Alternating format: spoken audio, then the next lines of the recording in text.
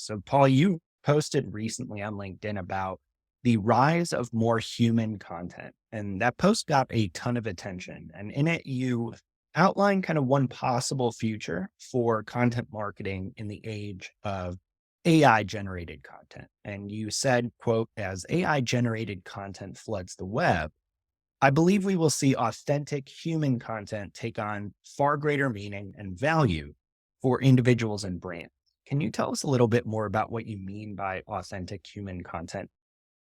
Yeah, the basic premise here is the content that can't be easily faked. So we've touched on this, I think, in past episodes. I talked about it on this old marketing podcast with Robert Rose a little bit. This premise is like, as you see all this content on the internet, you almost start to just kind of assume a lot of it is written by AI. And that's not a bad thing. As long as the content's valuable, I don't have a problem with using AI writing tools. Like it's fine. And if you're not a great writer and you come to depend on these AI writing tools to create your content, um, that's not necessarily a bad thing. I'm just saying I believe what's going to happen is the pendulum will swing to a preference for, in many cases, stuff is very human. And by that, I mean, I kind of categorize it as in person, can't fake in person. Like if I'm standing there on the stage and I'm talking to you or I'm answering questions, like that's the real thing.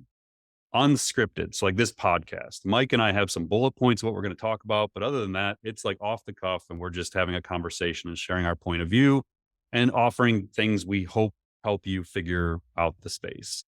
And then uniquely human, which I basically says like you have a very clear point of view. It infuses emotions, it infuses your experiences. It's very obvious that it is me talking or that I'm interviewing someone who is sharing their point of view from their human perspective of emotion and experience. And so those are things that you can't really fake. And so I feel like people are going to crave that kind of content. And that was the basic premise is, think about the kinds of content you can create where they know that it's coming from the human mind, the human imagination, coming from your heart, where it's you. And that's, kind of move us into evolving our content strategies, I think. So it sounds like we're kind of talking about, brands and individuals that create content may have to get quite a bit more introspective and perhaps vulnerable, transparent, and share more of what makes them them. Yeah, and it's interesting because in retrospect, it's kind of what we did with our content strategy back in November before ChatGPT. It wasn't even by design per se, like with this thought in mind, the more human idea. But we used to publish a ton of content on the Institute site that was listicles, how to's, and this is valuable stuff. Like it's not like that isn't important. But our blog, if you go through the last like 3 or 4 months of content, it's largely summaries of podcast episodes. So it's our podcast, it's the video from the podcast, the audio from the podcast. We then take and synthesize each topic into a post and kind of summarize the points we made within that. So the more human content is at the core of our content strategy, and then it's played out in these different channels through that. Now, we still publish the how to's and the lists and things like that that people find valuable. But generally, our content strategy has completely shifted to this more human idea. And so I think in the LinkedIn post, I had highlighted, you might see more resources towards newsletters with strong editorials. So not just lists, but like things you can't fake again, a strong point of view on something or experience, podcasts, videos, and live events. Those are the things that jumped out to me as the obvious options to do this.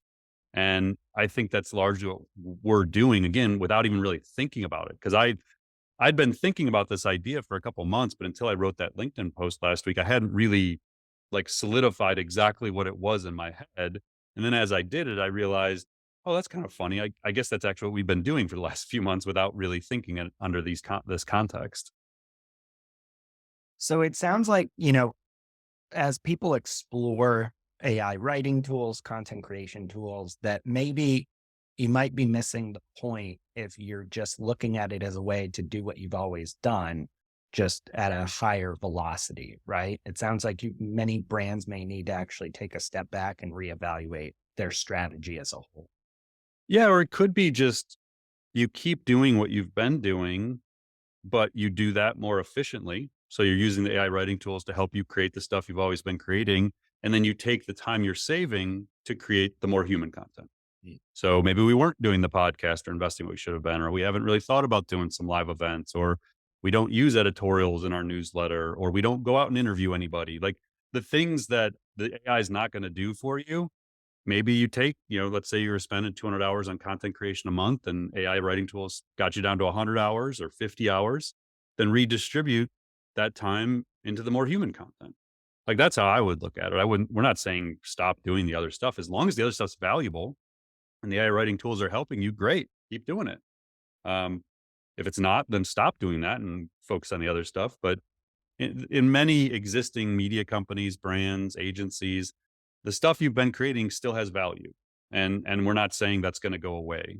I think I would just look at this as a multi-tiered approach and really think about the fact that your readers, listeners, viewers may in the near future be craving content that they know is you, that it has your point of view, your perspective, your experience mixed into it, and that's going to be more valuable to them in the long run.